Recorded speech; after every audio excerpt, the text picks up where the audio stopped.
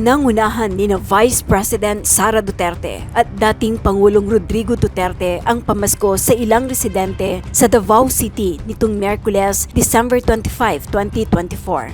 Ayon sa ulat, ang nasabing selebrasyon ay ang taunang gift-giving activity ng pamilya Duterte na tinawag nilang Pahalipay sa Pasko na idinaraos daw sa kanilang ancestral house sa Bangkal, Davao City.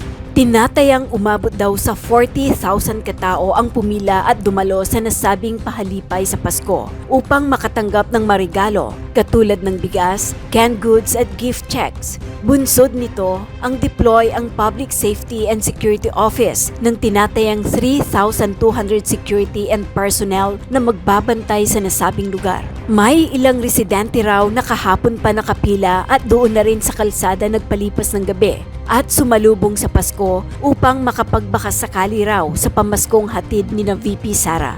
Ilang video rin ang nagkalat sa social media na makikitang tila game na game raw na nakipaglaro at nakipagsayawan ang Vice Presidente sa ilang mga residenteng dumalo sa kanilang paparty. Makikita sa ibinahaging larawan ni dating Pangulong Rodrigo Duterte at Vice President Inday Sara Duterte na sabay nagtanghalian sa kanilang ancestral house sa Taal, Bangkal, Davao City matapos ang pahalipay sa Pasko gift-giving sa araw na yon. Samantala, nagpahayag na rin ng pagbati ngayong Kapaskuhan si Vice President Sara Duterte at hinimok ang taong bayan hinggil sa pagpapatawad at pagmamahal daw sa kapwa. Sa kanilang social media accounts, sinariwa ni VP Sara ang diwa ng Pasko na nakabatay sa kapanganakan ni Jesus. Sa ating pagsariwa sa diwa ng Pasko, tayong lahat ay tinatawag upang maging mapagpatawad, bukas palad, at mapagmahal sa ating kapwa. Ang kapanganakan ni Jesus ay isang mensahe ng kapatawaran na sumasailalim sa walang kapantay na pag-ibig ng Diyos sa lahat. Gamitin natin ang kanyang halimbawa bilang inspirasyon sa ating pakikipagkapwa, lalo't higit sa ating pamilya at mga minamahal sa buhay.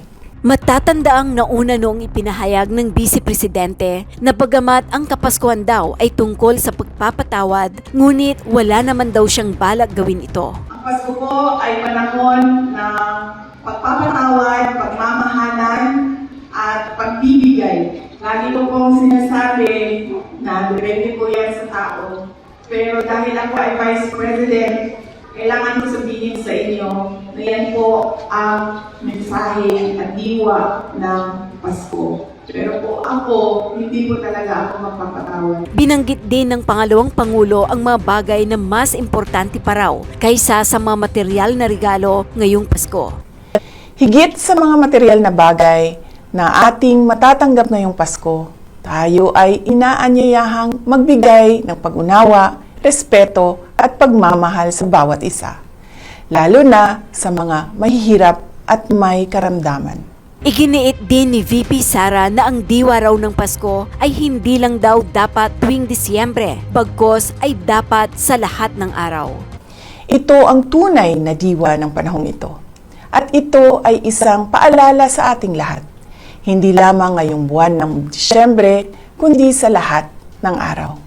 Muli, ipinapaabot ko ang aking mainit na pagbati sa bawat Pilipino saan mang panig ng mundo. Malipayong Pasko ug mabungahong bag-ong tuig kaninyong tanan. Lights on, lights off. Off, lights off, lights off. Off permi. Sex or chocolate?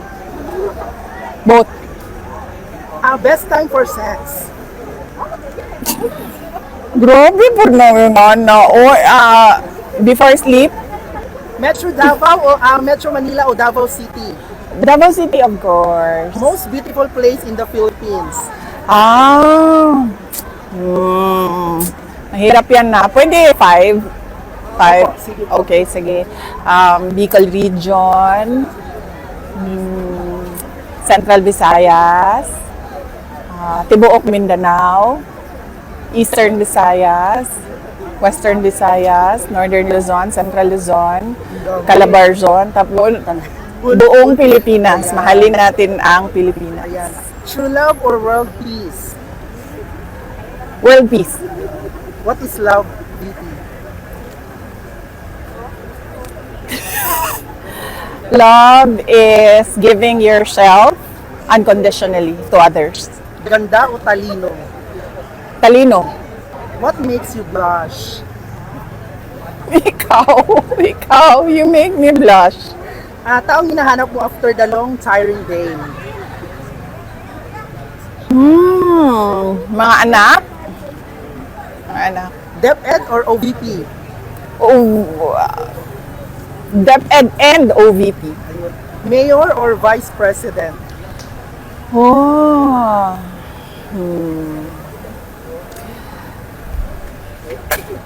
Mayor and Vice President. Pwede man doha. One thing you are not good at. Ano? And one thing you are not good at. Computers. Sexiest man in the Philippines? Unsay sexy gani kanang gwapong lawas? Macho. Si PRD. Favorite politician? Day Sara Duterte. Oo, hindi. Maarte ba si VP Sara? Of course not. No. Ayun. Describe yourself in 3 words. Resilient, brave, and with a good sense of humor. Ayun. Last na lang, VP. BBM o Martin Romualdez? Thank you. Magandang araw sa inyo lahat. My warmest greetings to our overseas Filipino workers, our beloved OFWs.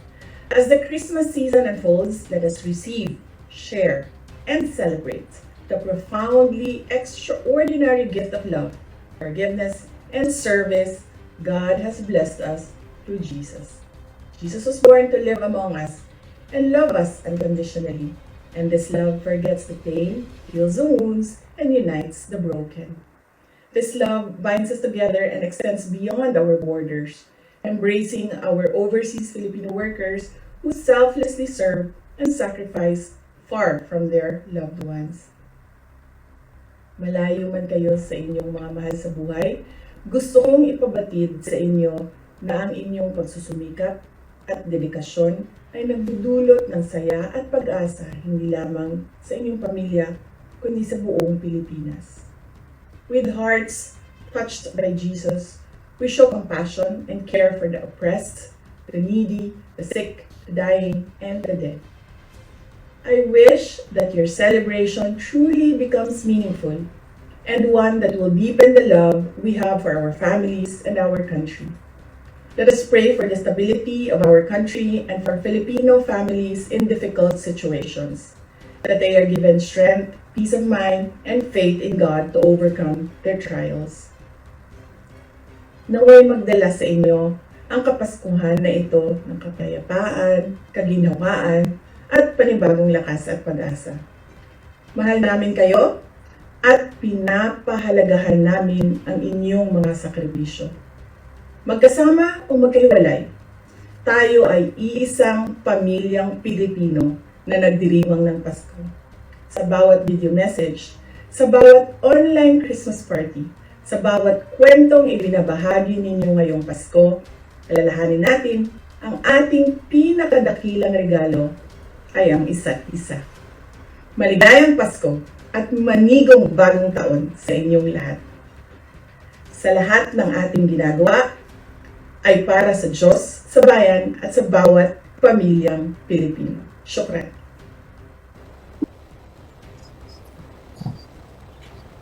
Magandang gabi sa inyo lahat. Mayong gabi kanan.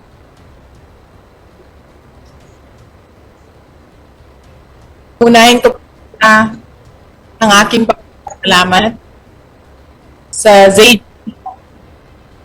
Sila po nag-organize para gawin ang ating OFW Christmas online.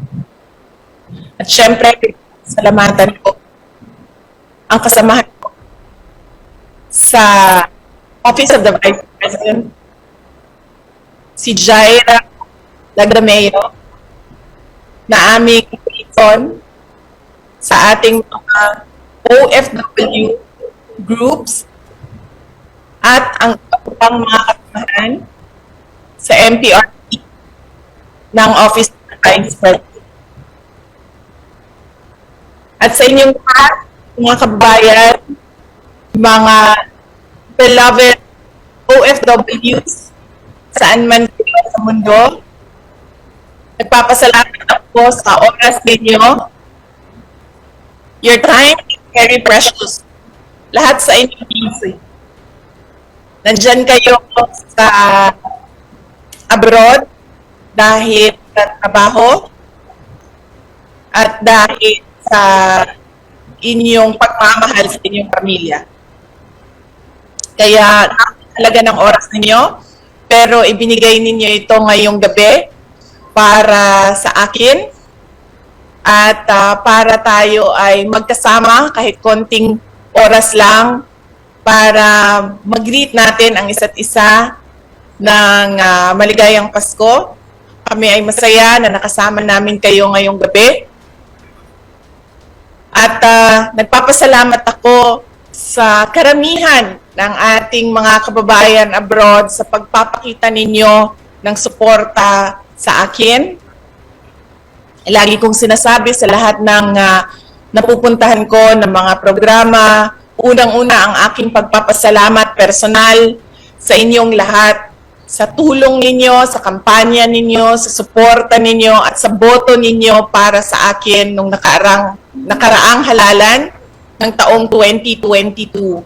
Alam nyo, unang-una ang dumating na absentee voting at yung mga boto na galing sa OFWs. At doon ko unang nakita ang landslide na boto ng aking mga kababayan at pagtitiwala. At doon unang nakita ng taong bayan ng Pilipinas kung gaano binigyan ng pagpapahalaga ng mga OFWs ang aking adhikain na tumakbo as Vice President at magtrabaho para sa ating bayan. Kaya nagpapasalamat ako sa inyong lahat sa boto ninyo. Pangalawa, personal pa rin ang aking pagpapasalamat. Marami sa inyo ang nakakita ng ating mga balita. Nakikita ninyo ang mga challenges na kinakaharap ng opisina ng pangalawang Pangulo. Pero nandyan pa rin ang inyong tiwala at suporta at nagpapasalamat kami sa patuloy ninyo na suporta sa aming opisina. And we commit to continue to give efficient, accessible, and responsive public service mula sa tanggapan ng pangalawang Pangulo kahit anuman ang challenge or challenges na dumating sa amin. At ang sunod na pagpapasalamat ko ay mula sa aming pamilya, ang pamilya Duterte. Napakalaki ng utang na loob namin sa inyong lahat, mga kababayan namin, sa pagkakataon at pagtitiwala na ibinibigay ninyo sa amin na makapaglingkod sa ating pamahalaan. At napakalaki ang tulong ng pagpapakita ng suporta ng OFW community sa ginagawa namin na trabaho. Maraming salamat sa inyong lahat. Alam nyo, lagi kong sinasabi yan kapag OFWs ang kausap ko o mga sundalo ang mga kausap ko na yan ang dalawa sa klase ng desisyon sa buhay na hindi ko kayang gawin dahil hindi ko kayang malayo sa aking mga anak, sa aking pamilya. Pero kayo, ginawa ninyo ang mahirap na desisyon na pumunta sa ibang bansa para magtrabaho. At gusto kong malaman ninyo na hindi man siguro na ipapakita yan ng inyong mga mahal sa buhay araw-araw kung gaano nila ma-appreciate ang paghihirap ninyo at sakripisyo ninyo dyan. Pero sigurado ako nandyan yan sa kanilang mga puso ang pagmamahal para sa inyo. Alam namin ang sakripisyo ninyo, nakakausap ko ang marami sa ating mga kababayan dyan noong ako ay umikot sa Southeast Asian nations, nagtitipid sa pagkain, walang tulog, merong iba, 2, 3 ang trabaho, yung iba nakikitira sa bahay ng ibang kababayan, o yung iba 10 o 7 sa loob ng isang kwarto, nagtitipid ng pera para malaki ang maipadala sa kanilang mga pamilya dito sa Pilipinas. At naiintindihan namin ang sakripisyo ninyo. Kaya gusto ko din na malaman ninyo na alam namin na mahirap ang kalagayan dyan at kung pwede lang na hindi kayo umalis sa ating bayan dahil nandito na ang mga oportunidad na kung ano ang nakikita at nakakamit ninyo dyan, ay sigurado ang desisyon ninyo ay manatili sa ating bayan. Kaya gusto kong i-reassure kayo lahat na merong pag-asa o merong hope. Dunay paglaom.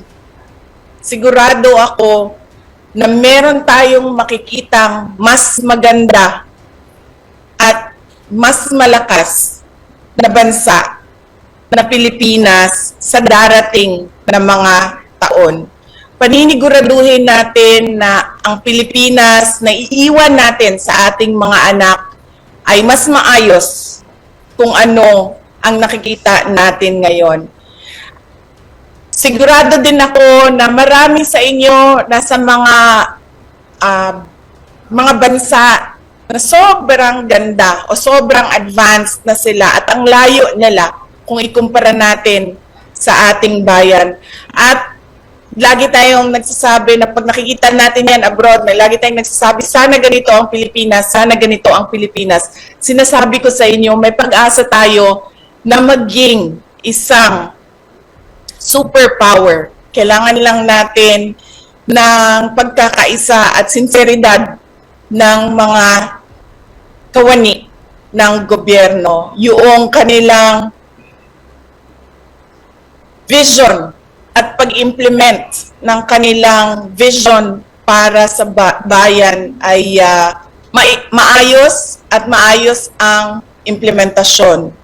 At natututukan ang mga problema ng ating bayan tulad ng korupsyon, kriminalidad, terorismo, insurgency, at kung ano pa man yung mga problema ng taong bayan. Kahirapan, kagutuman ay dahil walang oportunidad at walang foreign investments or investors na interesado sa ating bayan dahil katunayan, hindi tayo as competitive kung nasaan kayo ngayon. Pero kaya natin yan. Sabi ko nga, may hope, may pag-asa, doon ay paglaom para sa ato ang nasod. Maniwala lang kayo sa kakayahan nating mga Pilipino. And of course, dahil Pasko ngayon, sa lahat ng mga programa na na-attenan ko, lagi kong sinasabi, ang Pasko ay para sa pagpapatawad, para sa pagbibigay at pagmamahal. Forgiving, giving, and loving. Iba-iba ang ugali ng tao. Meron sa atin mabilis magpatawad, meron sa atin matagal magpatawad, meron sa atin hindi na nagpapatawad. Pero dahil Pasko ngayon, pwede nating pag-isipan, let's reflect on forgiving others who have hurt us, who have made us feel bad about ourselves, at may nasabing masakit, may nagawang masakit sa atin, na pag-isipan natin magpatawad ngayong Pasko. Lagi kong sinasabi, it's not about you, it is about them.